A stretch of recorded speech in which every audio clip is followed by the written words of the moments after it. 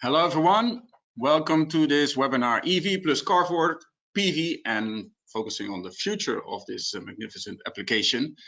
Welcome, my name is Edwin Kota, I'm the CEO and founder of Solarplaza, and it's my honor and pleasure to host you in this webinar. Let's go quickly to the content of this webinar, but before that, we've done already 2 webinars about the topic of EV and PV in the previous 2 weeks. Recordings are available, so if you missed out on one of those, they are available for you.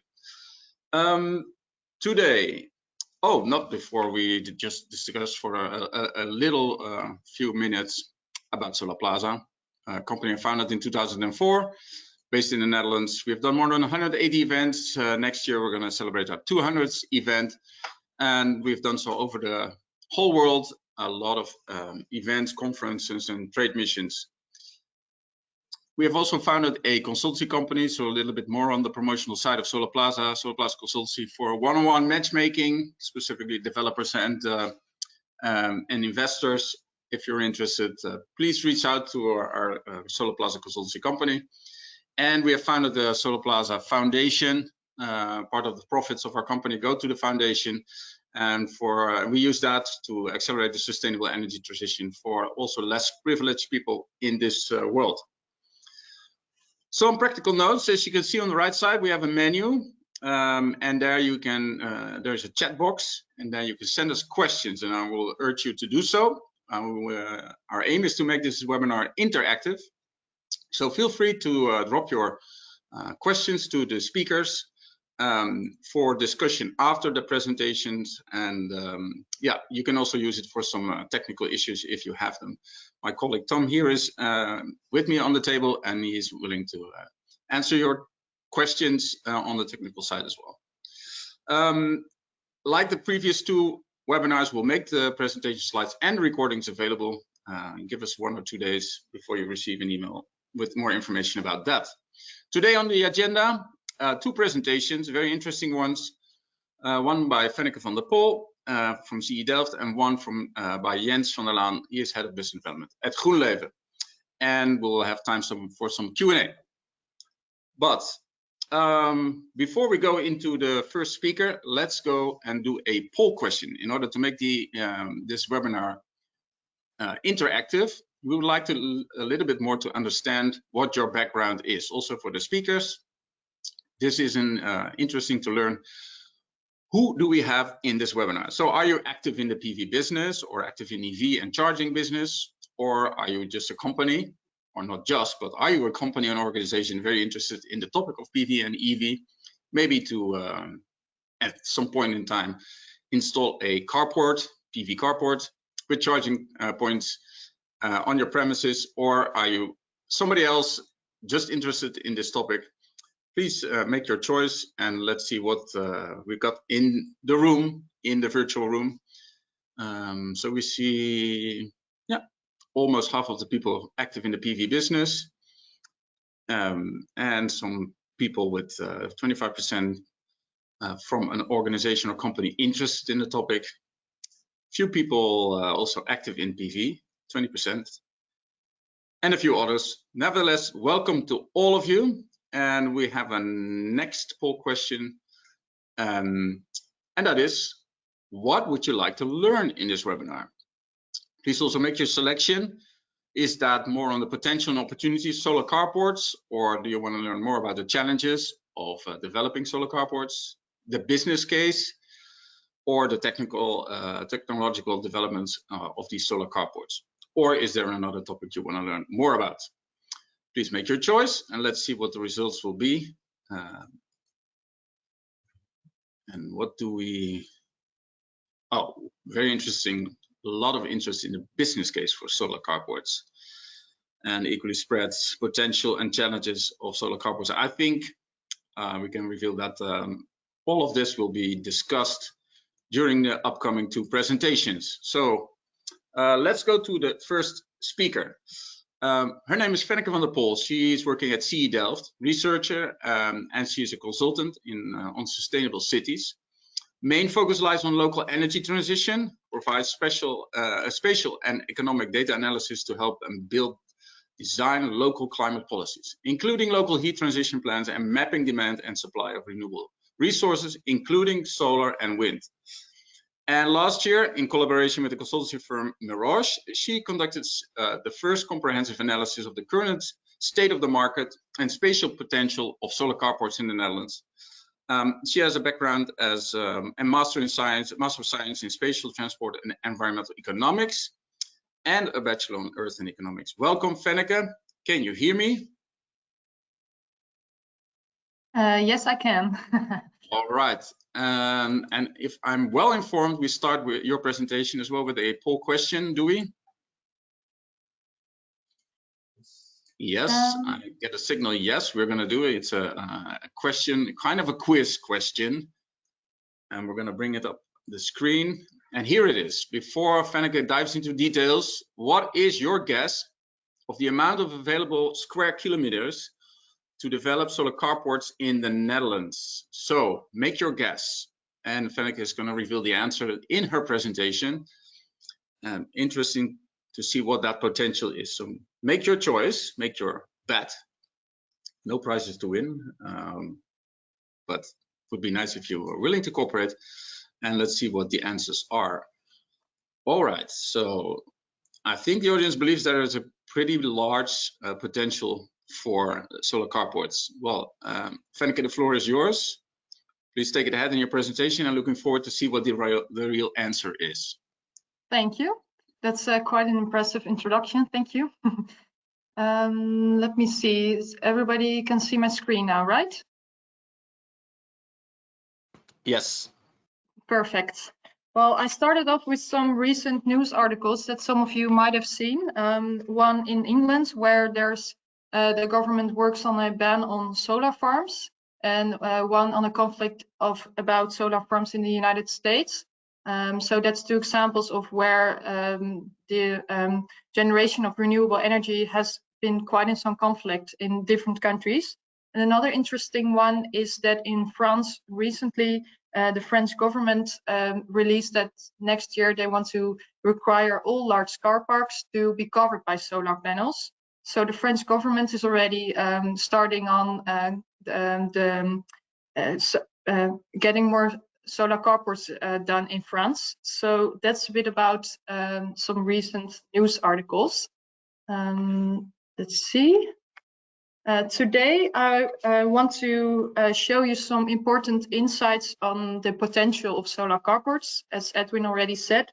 And I want also to give some insights on important factors how to realize solar carports. And Jens will, in his next presentation, give more detailed information about this also from a company perspective.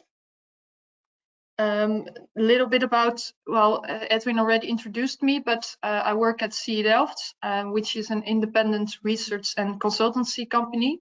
We focus mostly on environmental issues, and we do all kinds of topics, transport, energy, resources. We work for all different clients on a national level, but also on a European level. And I myself work in the Department of Sustainable Cities. So we do all kinds of projects on renewable energy in the built environments. So that's a bit about our background. And well, the main focus that we always have an independent view. So we tend to publish all reports online. So if you see something interested, you can always look at our website. So why EV and PV? We all know that we're facing the energy transition, and there's going to be a large increase in electrification on all different sectors, such as industry, but also mobility with electric vehicles and also heat supply. So there will be an increased demand for electricity in the coming years. And on the other hand, we also want to get our current electricity supply more renewable. So there's going to be a huge demand for renewable electricity. And if you compare this, a gas plant takes up about 19 times less space than per unit than solar panels. So to get the same amount of electricity or even more, we need big amounts of land to produce this. And in countries like the Netherlands, where it's densely populated, but also in other countries, well, this rises like conflicts between parties. And we've seen it in the articles, and you might know some examples yourself. So that is why it's important to innovate and look at new directions of how to combine land uses with the production of PV. And that is also why the Netherlands Enterprise Agency, RVO, has asked us to do this study and to give an overview of all the current projects that are going on solar carports, and also to look at the spatial potential, some basic analysis on the business case, and also opportunities on bottlenecks. And we performed this study together with consultancy firm Mirosh. And the report is in Dutch, but if you have, after this presentation, more questions about it, then feel free to send me an email. And well, also the background is that it's quite an innovative technology, solar carports, but there were not many examples of it. So that is why we looked at it, like how many examples are there now, and like what factors are making that some have developed already. So we're talking about potential, but what is potential? Well, we can say that there's different levels of potential. You can look at it from an efficiency perspective, like how much do my PV panels generate? But also you can look at it from a spatial side. So how much space does it take to place solar panels, and also how many locations are there for a certain technology, such as solar carports. And the third step would be to look at the practical potential, which is more like which locations can also be suitable. And it's important to see this difference, because the spatial potential looks at all locations that are parking space, and it does not look yet at if a location is also suitable. That is not possible from a national perspective, because it's quite a lot of data. But we do this also for some local governments or other parties. We can also dive deeper to see which locations are possible.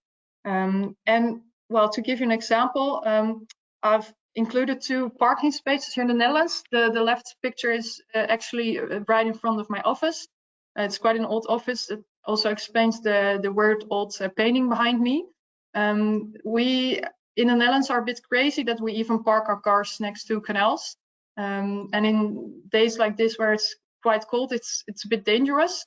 But we can all say that these kind of like small parking spaces on handy places are not the ones that we're looking for solar carports. And the picture on the right is a parking lot at IKEA, and this is much more like, this is parking lot that you can actually use for solar carports. Yeah, so we can all see that we want the right, and that was our question, how to get this. I will show you 2 examples of the data that we've used. This is an aerial photo from Google satellite of the Gelredome, which is a stadium where they also play soccer, but also do concerts. You can see the grass field in the back and the McDonald's on the left, and also a lot of parking space. And here you can see the data that we've used. We've used different data sources. And you can see that we were quite able to get the amount of parking space. And we only want the bigger sizes. The small on the right are not so suitable, but the big parking lots can be possibly suitable for solar carports. And another example here is at a bank in Utrecht, and like an office next to the highway. And also the blue blocks are again the data that we've used.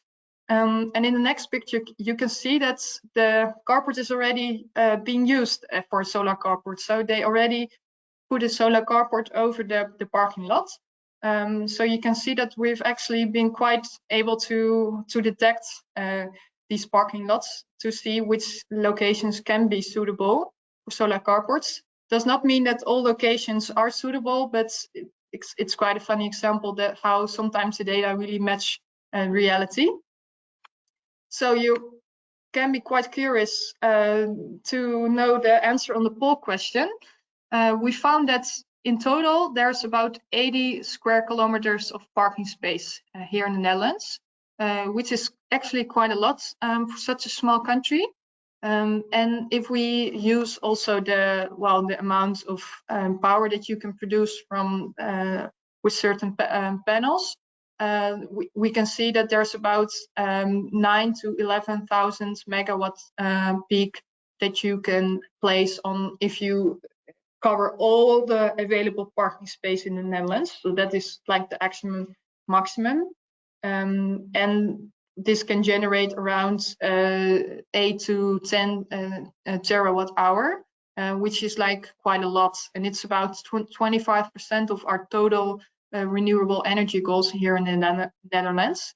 And of course, it will never be possible to get all of it, but currently we're about 1%. So I would say there's a lot of potential still to be used. So that's about that. I understand that for maybe foreigners or people from other countries, it's maybe less interesting to know these national results, but it shows that even in a small country, we already have so much parking space. So we have not done this analysis for other countries, but I can imagine that, yeah, we could do this analysis in other countries, and there is a lot of potential as well. We also did it on a regional level, so we summed up the potential on a regional level, and it shows differences, but it also shows that almost everywhere there are parking spaces and there is potential for solar carports. So this is quite a theoretical story still. You might wonder, like, which locations actually have the most potential, and we looked at that as well. And we see this is a small list. We've included more in the report, but some determining factors are size. So the larger a parking lot, the more suitable it is usually, and this has to do with the large construction cost of the carports. So it's not really the panel itself, but the construction to hold them up. Another determining factor is the self-consumption of electricity. So if you're able to consume the electricity yourself, or if you can combine it with charging for electric vehicles, then this makes a location more suitable. And also, it's important to know if there's other users of the parking space, to know if the location can be covered by a solar carport or if it must be stay the way it is. So that are some of the aspects. And as we said, size matters. So we see that from our data, we've seen like 3 types of locations that come by really often as like suitable locations. And the first is transit locations. And these are like, for example, parking spots next to airports or next to train stations, which usually are quite big and have a lot of cars from travelers. And the second one is events and recreation. So this can be next to, for example, the TT Assen. GroenLeven did quite a big solar carport next to that. But also the Efteling here and Biddinghuizen are some examples of where we already see that carports are being developed. And the third one is businesses, so mostly offices, also usually have quite big parking spaces where it can also be combined with EV. So there's more in the report, but a few of the important opportunities and challenges regarding solar carports are: the first of them is the multiple use of space. So you can combine a parking lot with the production of solar power.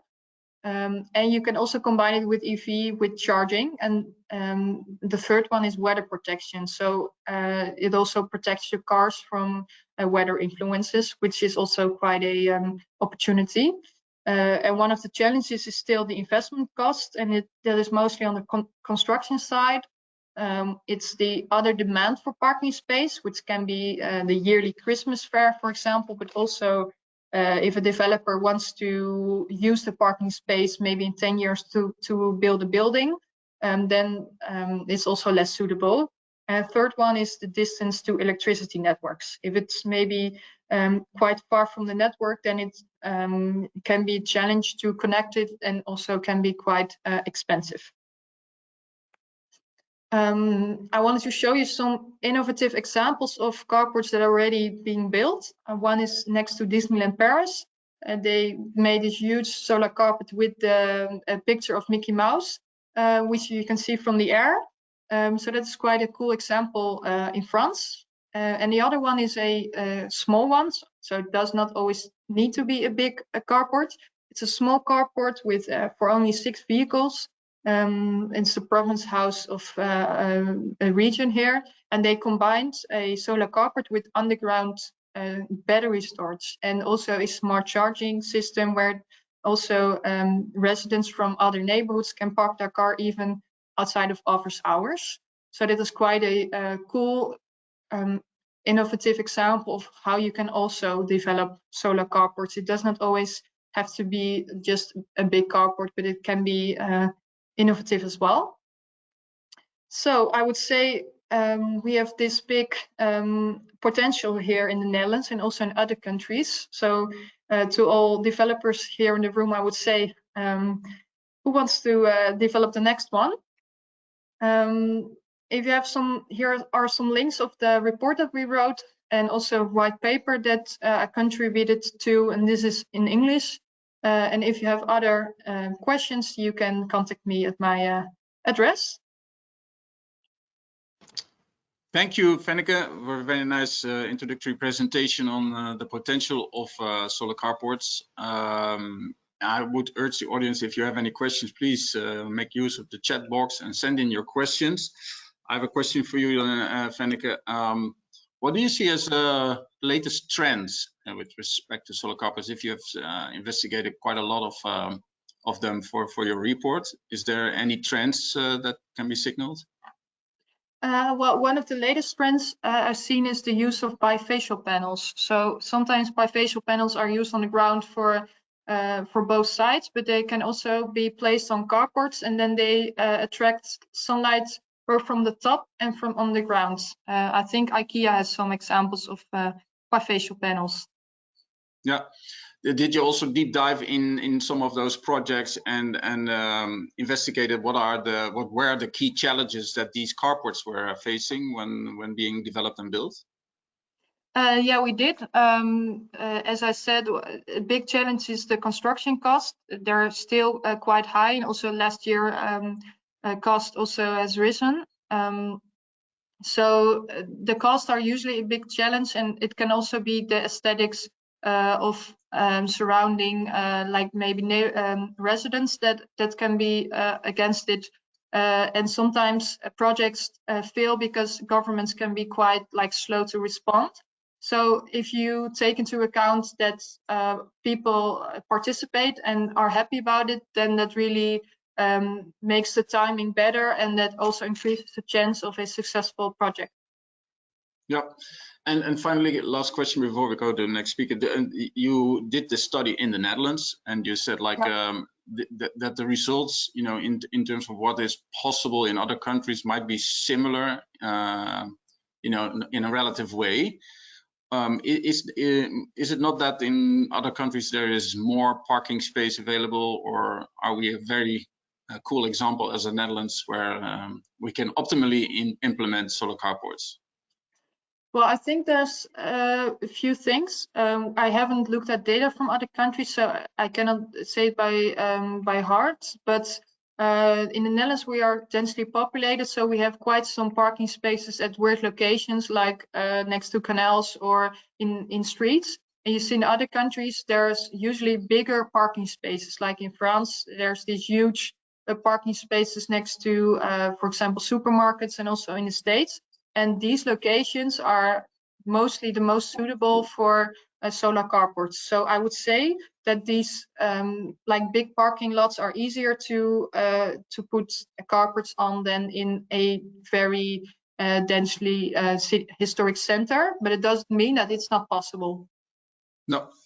Okay, thank you. And for anyone else that has a question, we still have at the end after the next presentation room for Q&A. So please do send in your questions. In the meantime, we're going to go to the next. Thank you again, Fenneke. We're going to the next speaker. And he's the head of business development at GroenLeven, developing tailor-made corporate energy solutions, PV, rooftop, and carport, and batteries, EMS, responsible for commercial strategy and new proposition development.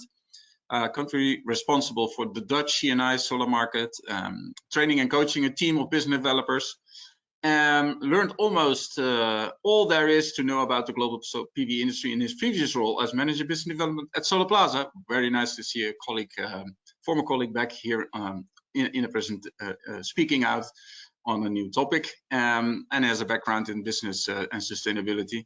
Jens, welcome to speak on this webinar, and I believe that before starting with your presentation, we also have a poll question. Right, exactly. So my colleague Tom is bringing it up, and here it is. What do you see as the biggest obstacle for realization of carports? Fenneke revealed already some arguments, but maybe there are more. Higher capex, or is it the long lead times and the permitting, or is it grid congestion constraints, or other obstacles you see or experience or think that there are to realize solar carports? So please make your votes, and let's see what the audience. Most of it is about capex, and that's no surprise because we're just at the start of your presentation, Jens, about the business cases for solar carports. So that's a nice bridge. I would say the floor is all yours. Perfect. Thank you, Owen. Good to virtually be back. Just checking, can you see my screen? Not yet, Jens. Okay, let's just wait for, see, should be. Yeah, it's coming. Presenter mode. Yeah, if you bring it in presenter mode, then it should be running. Yeah, think this should work. Yeah, go ahead, please. Thank you. Perfect. Okay. Yeah, so indeed, good to be back. Good to have this opportunity to give you some insights from our perspective. I think Fenneke already did a great job at giving us a view on the macro facts and figures on solar carports and kind of some of those macro trends that are influencing this rapidly emerging market. What I will try to do is to give you, let's say, more of the business perspective on how we from GroenLeven's side see this this segment developing in the Netherlands, and that's also important. So I'm going to the next slide here. Yeah, we just had this one. I think what's important, I'll try to give you a quick view on why we should want solar carports. I first had a slide in here on the societal reasons on why we should want solar carports, but I think Fenneke already covered most of that, so can go ahead and skip that slide. So why do we see business developers and kind of businesses that we work with, why do they choose to opt for carports? What are some of the common designs that we see in the market? What are some of the common designs that we use and the costs associated with that, and what kind of factors go into those costs? And then indeed, as I kind of anticipated, a big part on the business case, kind of what revenue streams and what kind of additional values can a carport give a business or a public entity. And then lastly, just kind of to give you a who is who of this carport market, kind of different stakeholders that are buying and supplying the carports. To do a little bit of expectation management, for this presentation, I've used, obviously, GroenLeven is part of the Dutch subsidiary of BayWa r.e. So we do see a lot of European developments in terms of carports, but for this specific presentation, I've used Dutch price points, the subsidies that we see in the Dutch markets, kind of basing us on the legislation and business cases here in the Netherlands. And I'm really focusing on, let's say, the cost and kind of the simplified business model of the solar carport, and not necessarily as much on EV and kind of the storage side, which was already covered in previous webinars. And a good job on that. So I would encourage people to go back and watch that one if you're really interested into the kind of charging business cases in combination with PV. Okay, so why do we see business owners moving towards solar carports? I think the first one is a simple one, because most people understand that this is a case of low-hanging fruit, right? We go for the easiest and, let's say, the cheapest form of PV first. It's also the way within the Dutch kind of incentive scheme and kind of the res. We want to go from the society perspective. We want to go towards the cheapest form of renewable energy before moving towards let's say more costly, more societal costs for PV. So definitely, when there's a roof available, we also encourage business owners to look at that first. But in a lot of cases, and I would dare to say in the last year, approximately half of the roofs that we've come across are either unsuitable from a construction perspective, so they cannot bear the load of PV and require significant investment, or are completely unsuitable. And more often we see, kind of from an insurance perspective, demands becoming more stringent. So if there's something very precarious happening under the roof, there's expensive processes under the roof, and we do see insurance companies more and more getting more stringent in terms of what they allow. So a lot of times we do see that the roof is just simply not an option, or the roof is already full and it still does not satisfy the energy needs of the company. So that kind of leads into the second point, where lowering and hedging of energy costs. At the time that Fanneke made this report with CE Delft, obviously this is not as much of a topic, but what we see at the moment is that a lot of companies approach us with a specific question on just how to lower their energy costs, right? And if the roof is already filled or is not suitable, then we do see people moving towards carports. And then there's a couple of additional things, future-proofing of facilities. So we do see in the Netherlands that the BANG norm, which is basically a piece of legislation that forces property owners to make their real estate more sustainable, but also voluntary labels like BREEAM, which can help you, improve, let's say, the future-proof, let's say, sustainability of your assets. And that's also an important one that we see. And I would say that it really does add, in some cases, instant value also to the real estate, as well as just kind of making you reach the legislation that's needed. Visible sustainability efforts. Obviously, rooftop solar is a great way to make your company more sustainable and reach targets, but it's not very visible on the roof. So it is also a great way to just show it towards stakeholders and customers that you are putting in the efforts. So this is what we see a lot at flagship stores and other locations. Nudging EV adoption. I think there's only 30% of the let's say employers in the Netherlands that currently have enough EV charging spots. So this is a great way also to integrate charging into your carport structure and kind of make sure that's available. And then lastly, shaded and dry parking. In the Netherlands, mostly dry parking is a benefit, I would say. So why is it challenging? Despite all these great things, why is it challenging to realize carports in the Netherlands? The higher capex costs, which we'll dive into. So every penny really counts when you want to realize solar carports. Permitting, the longer lead times also make it difficult to make kind of judgment, calls on the actual height of your offer, because within the permitting period, things might change, steel prices might go up and down. So these are things that really kind of go into a carport, which you do not really have in a rooftop project. The lower yield, not necessarily related to the actual yield from the panels, but obviously, as you see in the picture, there's just less. You cannot use every square meter as you would do on a rooftop. So that's a factor that goes into. So if you look at 10,000 square meters of roof, you can use more of that than compared to a carport. And lastly, one size fits none. So I think we really see that you can standardize some parts of the design, you can standardize the process, but really every project requires a closer look and requires a tailor-made solution. That's what we try to do.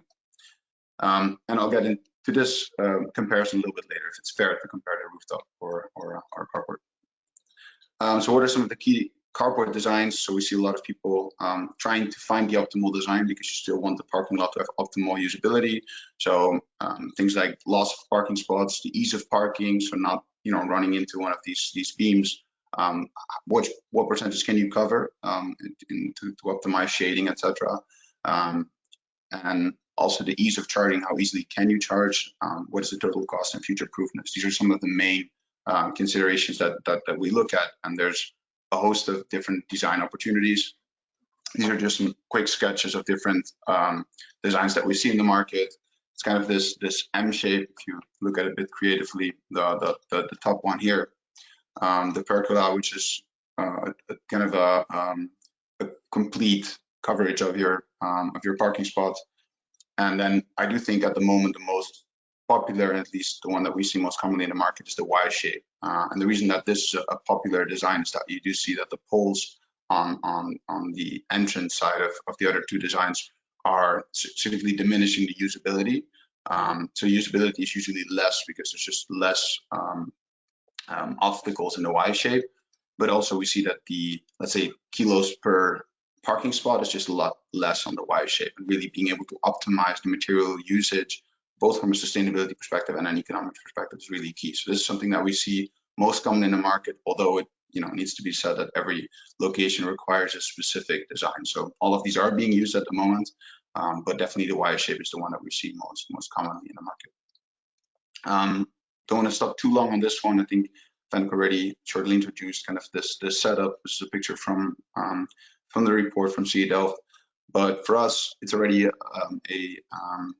let's say, common standard to use the bifacial panels, mostly from the shading, let's say from the light perspective. Underneath the carports, there's a lot more light, but also we see that it's a common kind of an effective use of materials. This is different in markets like Germany, where you are required by law to have kind of a separate roof underneath the panel. So these are heavily location dependent, but some of the most difficult things with regards to developing the carport are the steel and the wood price, where the timing of when you decide to purchase some of these materials kind of go into it. But don't want to go too long into these components because the main thing that we see is that people ask us for a price per parking spot, and this is a very difficult, let's say, a very difficult thing to decide upon, because if we look at these factors, so the location, what kind of soiling, trying to realize a carport in the south of the Netherlands versus the north, soil, wind, shade, make a lot of a difference in terms of the materials that you decide to use, right? The size matters, so when you can go for a big carport, obviously things like permitting or quality checks, they can be scaled over multiple panels, and the design is a big question, right? You want to go for a premium look, same as with a car, right? If you want to add more add-ons to the car, it will become more expensive. Things like beautiful coatings or additional charging or light might really increase that price. So some of the key figures here, and this is, I think again, it's really hard to give some of these benchmark figures because the designs are just so different. But what we do see is that the average that we see in the market is between a 3 to 4 kilowatt peak yield per parking spot. That's the system size, and then you would have the yield of approximately in the Netherlands, not as much as in other markets, 2 to 7 to 3.6 kilowatt hours per year, and a cost average between 1,000 and 2,000 kilowatt peaks. And that varies a lot between the size and those factors that I mentioned before.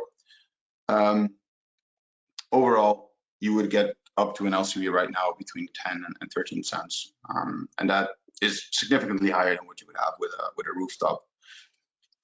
And that's kind of, if we know these costs, then for us it's quite clear that currently you have a capex that ranges between 200 to 300% higher than a rooftop project.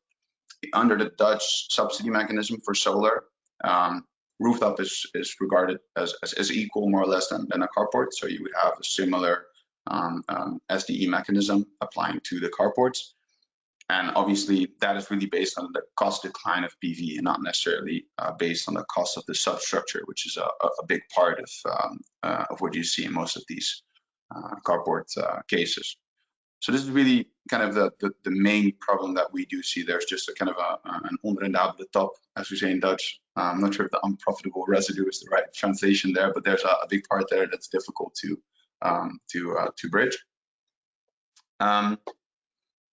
So what I kind of want to go into is that this is inevitable, right? It's on the long term. We're talking about a very different kind of structure if you place a substructure on a roof or if you create a complete new civil structure. These are two very different things. So how do you bridge that gap? Because from Fanneke's presentation, but also from kind of the business perspective, it's clear that we want these carports. So how do we kind of fix that 200 to 300% additional cost? And we kind of take two perspectives on this. One, there's additional revenue streams, and two, there's way of valuing other carport benefits. And the question that we get most from when speaking with regulators on policy, like on subsidies, is that obviously there's currently higher prices. So isn't that enough to solve this additional capex? So to kind of show you that, I just want to show you an example, and this is I've simplified this heavily for the purpose of this short presentation. But if we look, for example, at 100% self-consumption case next to a factory, for instance, if we take a 1 megawatt peak carport, roughly it could be that the system you could sell it for 1.2 million, could be the capex of the system. And again, if you place this in the south or central Netherlands, this could already vary. In the Netherlands, the yield obviously quite a bit lower than in markets like France or Spain, but it could be 900 megawatt hours per year if you look at the average irradiance in the Netherlands. The energy cost, and here I'm taking kind of something an average number from that we saw in a lot of cases last year, including energy taxes and transportation, ending up around 120 euros per megawatt hour. So if we look at those savings, if we say that every megawatt hour of additional carport yield saves you that 120 euros, then you would end up with 108,000 of savings. The OPEX plus kind of financial interest on your investment could averagely be around 2,000 or 22.5 euros, which would give you a net savings of 88,500 euros per year. That would already give you a payback time of 13.5 years. Obviously, this energy price is quite a bit higher than we've seen in previous years, and also this energy price is not certain to stay for the long term. So we've seen much higher energy price and much lower, but hopefully this already gives you an idea of just a pure self-consumption case, or a carport that feeds back into a factory. If we look at self-consumption plus charging, again, I don't want to go too deep into the charging model because there's all kinds of additional revenue streams that you can think about that were explained in the previous webinar. But if we look at the same kind of system here again, but in this case, we look also at the EV charging earnings. What you have to look at is when can you actually charge, right? There's additional yield during the day, and a lot of this can then be used for charging, but only if there's actually vehicles charging at that moment. So it will be during the daytime, during the week, right?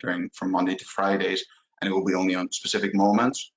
Also, if the car is full, it is going to be full, right? So what we currently see is that a lot of, in this case, we kind of look at a 20% charging. So for example, for a 1 megawatt site, there will be 20% of the additional energy that could be used for charging.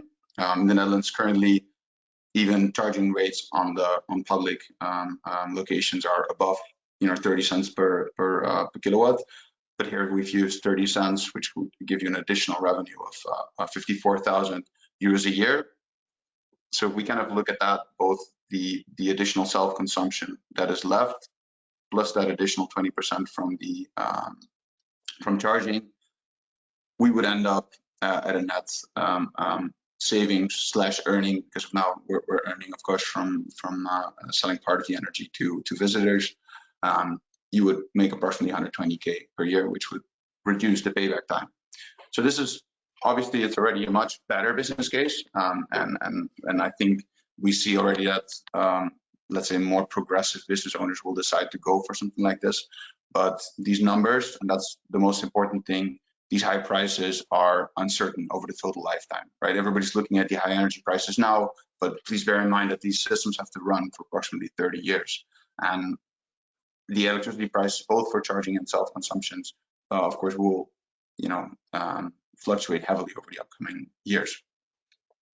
So the question really is, if we looked at those additional revenue streams, and you can go much more creative, right? You can also factor in storage here, bidirectional charging, all other things to make that revenue stream. But in basis, kind of this business case that I just showed kind of indicates that it will be between 10 and 15 years, depending on what kind of energy prices you calculate with.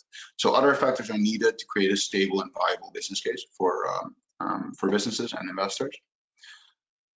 So what we kind of see people looking into and kind of really factoring into this 200-300 additional % of capex is the sustainability of real estate. So a lot of cases we do see people valuing the additional subsidies that they get or the additional real estate value from a BREEAM certificate.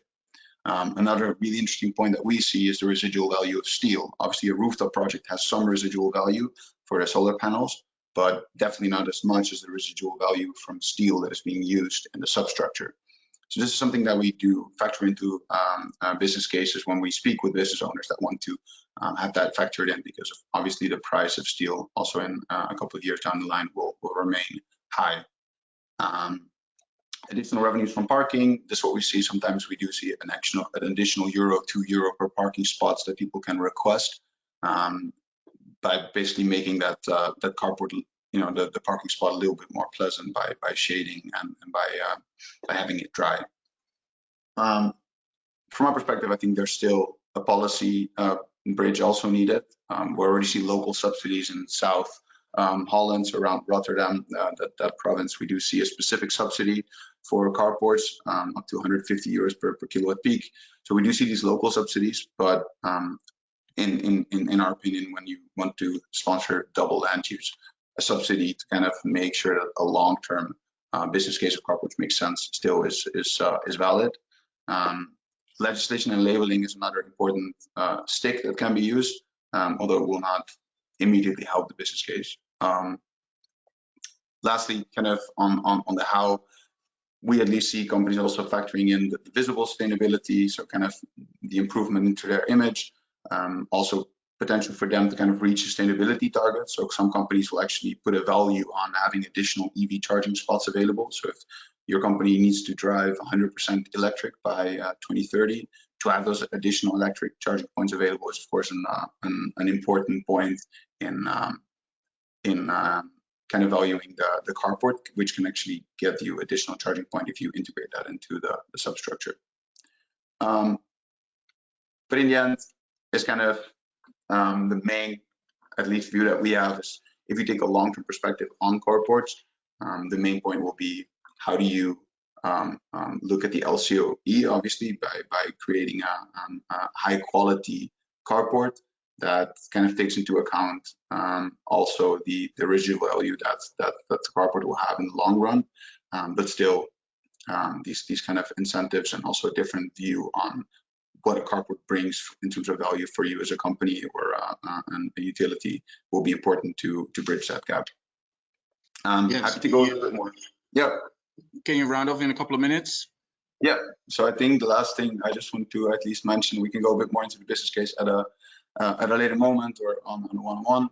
But most importantly, I just want to show you kind of the who is who. So the carports, obviously, for the high prices at the moment and for getting traction, we see a lot of new entrants in the market. We see carport manufacturers, we see solar EPC companies coming in, a lot of advisors, but we also kind of the A to Z carport EPCers who provide advisory kind of on the front end, but have the in-house capability to develop these carports. And that's kind of where we play as a company. We say solar carports are a team sport. You need to understand civil construction, permitting, PV designs, and business case. You need to have all of these capacities in-house to make sure you actually understand how carports and PV play into each other. So we've acquired and kind of partnered up with Motor Solar in the summer, which was the leading manufacturer and engineer of carports. And with that, we've kind of been able to now get a more 360 view on solar carports. And that means, next to our early mover advantage that we've been developing these carports that Fennec also showed the TTLs a few years ago, we've been able to realize about 80 plus carports in the last few years, and we're looking to realize 100 carport next year. And our view is really that when you have a user object as carports, different than a rooftop. You really need somebody to look with you from A to Z, because there's not really one size that fits all. And I feel that companies understand that better and better, and look for a company that can help them to bridge that business case. So I would say that's it, Edwin. All right, super, Jens. Thanks very much for a very clear presentation. A lot of valuable information. Please, for anyone that wants to raise a question, post it on the chat box. It brought up already a couple of questions from my side, Jens. So first of all, yeah, it's amazing that you mentioned that the value of the residual steel is higher than that of the solar modules after let's say 20 or 25 years. That is kind of amazing, right? That steel has a higher value than solar panels. But apparently that's currently the case. Yeah, I would say it also depends, right? If you look at it per kilo or in what way, but I think the steel price in that sense, maybe it's also because steel has been around for a little bit longer, and it's easy to make predictions on the residual value after 30 years, whereas with solar panels, of course, we're still looking to see how they degrade. There's all kind of guarantees that 70 to 80% will still be in use from the solar panels, but yeah, we'll have to see how that works out. Yeah.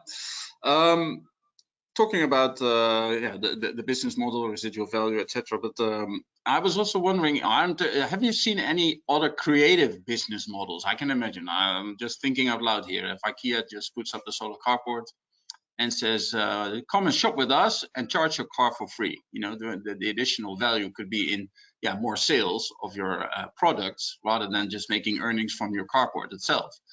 And I recall that driving electric myself, you know, you have these Van der Valk restaurants and they have the Tesla charging points.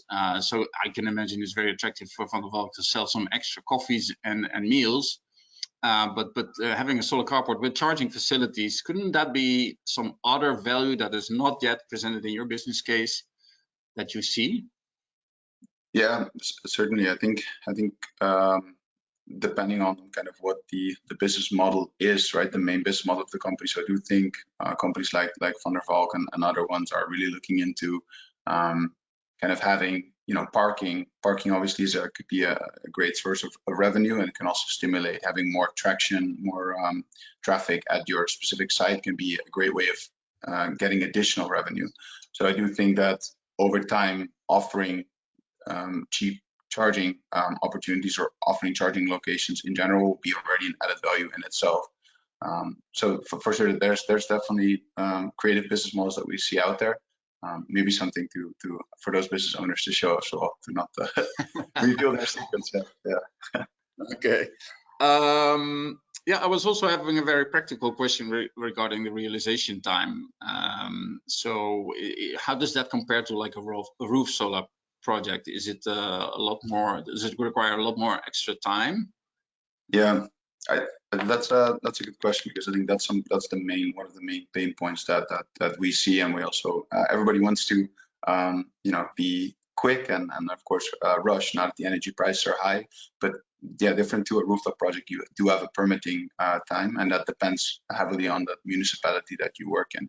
So in some cases, municipalities will be really quick because they have some standard procedure. They already have a thought on this. So in some cases, it will be a matter of a few weeks or months, and in other cases, it will really be half a year until you get a certain permit. So it's really dependent, and that's something we would really also urge local policymakers to make a standard on this, and talk to us on how you can make this you know, more of a standard practice to speed up this permitting process. Yeah. Another question, knowing that you did a lot of operation and maintenance work on the operation and maintenance sides when you were working at Solarplaza, I was wondering whether these carports require you know, different kind of O&M, and if the costs are relatively higher compared to other PV systems, utility scale or rooftops.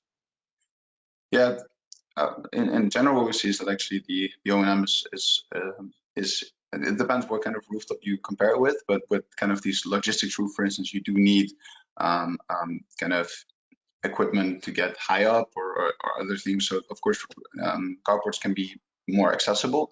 So I think in general, what we see is actually that the O&M is lower, and it's easier than compared to these rooftops. Obviously, you do have the component where it's a user object, right? So we have to see how kind of that plays out into that part. But yeah, if the inverters are placed in the structure and you can easily access those things, then definitely it would be it could potentially be lower. And things like soiling, we do a lot of experience with the tilt to find out how with rainwater you have minimal soiling. So I would say that in potential it's lower. The OPEX could be lower than compared to a rooftop, but yeah, location specific, of course. Of course, yeah. And so these lower OPEX costs are incorporated in the 22,000 I think you mentioned as being OPEX and interest costs. That's already included. That it's lower. Yeah, now we've taken kind of a standard rooftop OPEX model, because obviously we still also have to see how this goes out for multiple, so there's not really a benchmark figure on it. But I would definitely see that over the years maybe this will become a lower number compared to rooftop. Yeah, I can picture that, because one of our recent O&M conferences was mentioned by the service supplier that 50% of the O&M costs were related to mowing the grass and vegetation under modules. Obviously, that's not necessary in a car park with asphalt there. So you save a lot on the O&M costs from that perspective. Thinking about that asphalt, is it doable to and easy to install a car park if there is already that car park is covered with asphalt? Yeah, obviously what we really try to do is to time, we speak with entrepreneurs and with owners on what is kind of their renovation plan, right? Because also there's a lot of legislation coming in on parking, which force owners to also renovate their parking lots. So what we try to do is to time kind of the construction of a carport together with the renovation, because yeah, ideally when you've just placed asphalt, you don't want to go in and kind of rip that open for a carport. So ideally you manage that. So kind of timing that with the bigger renovation can also save a lot of costs, because water management, light, all of these things can be incorporated into a carport, which could also give significant benefits, because you don't have to do it next to your carport, right? It could be something that's included in that business case. Yeah. And then maybe final question, because we're nearing the end, with respect to the insurance element. You said, like, you know, companies are considering carports over rooftop because of the insurance coverage. Did you experience that indeed insurers are more keen on insuring those car parks over rooftops? I would say in general, it's a new technology, so it requires a lot of conversation. So there's companies like Solarplaza or other insurance brokers or advisors that we speak to incorporate this. I would say in general that probably the insurance of business owners are more keen to develop to insure a carport. But yeah, the scope 12 again is an important part. So we've just been able to get the first few carports also through the scope 12 kind of quality control that's required also by a lot of insurance companies. But in general, yeah, you have different challenges. But I would say that hopefully working with insurance companies, we can get a lot more of these more quickly approved. But rooftops in general will remain an important part. Obviously, I don't think it will be easier, but it's a good alternative for those rooftops. Yeah. Okay, I don't know if Fenneke is still around. Maybe last question to end up with you, Jens, and with Fenneke, if you are still there. Yeah, so picture in 3 years from now, what do you think we will be discussing around the topic of carports? It's a challenging question, I know, but you know, maybe you can give some visionary statement or opinion on what you think is going to happen in this market segment. Yeah. I'm curious also to hear Fenneke's thoughts on this, but I think from my perspective, we've been working also with the Erasmus University to get a group of students to really challenge them and to think about this. I personally am a big fan of the idea of a community carport. I think a carport will be something that's placed and could really also help to bridge businesses and communities. So developing a carport that could also partly be available for charging for the community, maybe even part of the earnings flowing back into the community, and by that diminishing also that not in my backyardism. So I think a carport has a great potential to be kind of a bridging factor between companies and and communities. So I would love to see more of that, and thinking about that in the design as well, right? Maybe a vertical garden that the community can profit from, that's on the side of the carports, to also make it physically more appealing. So it's these kind of things that I would say, yeah, would be keen to see happening in the future. Nice. Final words to you, Fenneke. Anything you expect in 3 years from now with respect to this topic? Yeah, the current legislation in France, I think that's a big thing. So I hope that with these legislations, more companies will also develop, and that certain costs, even if the steel cost may stay the same, that other costs might design cost, or that there will be more information and knowledge on how to make carports more like also repeatable in other locations. So that would make it more easy to do it on a larger scale. And also what Jens said, the connection with charging and also smart charging, bidirectional charging. I've seen a project in also at the University of Twente where they use a carport for student projects to also monitor the electricity usage and how to disconnect it from congestion, because that's I think the biggest thing in electricity is the congestion problems. So if carports can benefit in these congestion problems, then I think that's also a major way forward. Nice. Okay. Bright future ahead. A lot of creative ideas possible, and new business models still to be explored. Yeah, I would like to thank you, Fenneke and Jens, for very interesting presentations on behalf of the audience. I also like to thank my colleagues Tom and Fanny for preparing this very nice webinar. Recordings will be made available, including the slides, in 1 or 2 days, so give us some time to prepare that.